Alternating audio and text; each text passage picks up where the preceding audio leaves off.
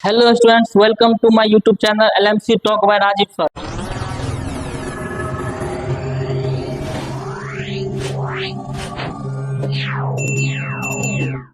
आज जो है आज बताने जा रहे हैं कि अगर पार्शियल फ्रैक्शन में फंक्शन आता है तो इसको शॉर्टकट में हम कैसे सॉल्व करेंगे।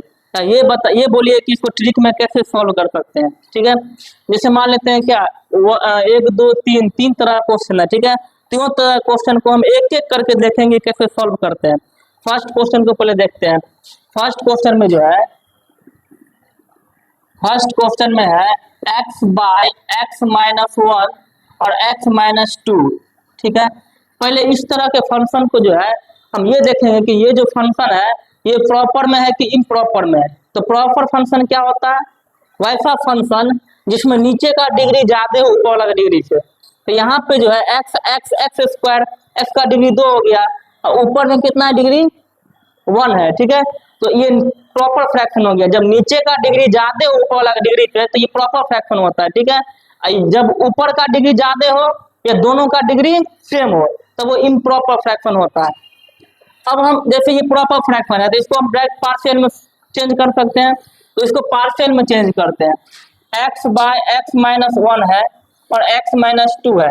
यहाँ पे जो है इसको पार्शियल में चेंज करेंगे। पार्शियल में कैसे चेंज होता है, x minus one x minus two को अलग कर लेंगे। ठीक है, और x के पावर में कितना 1 है तो ऊपर में क्या आएगा a, यहाँ पर भी x के पावर में 1 है तो ऊपर में क्या आएगा b।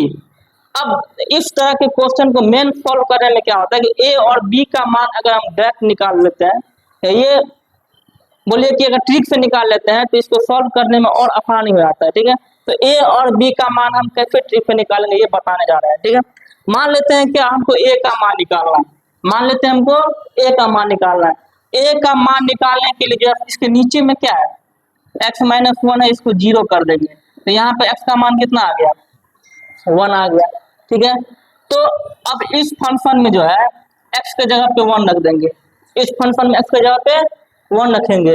ये अब जैसे x माइनस वन को सॉल्व करके x का मान 1 निकाले है ना, तो x माइनस वन को छोड़ देंगे, बाकी जो बचा है उसमें x के जगह पे 1 रखेंगे। x के जगह पे 1 रखते हैं तो 1 माइनस टू माइनस कितना आ गया -1 आ गया।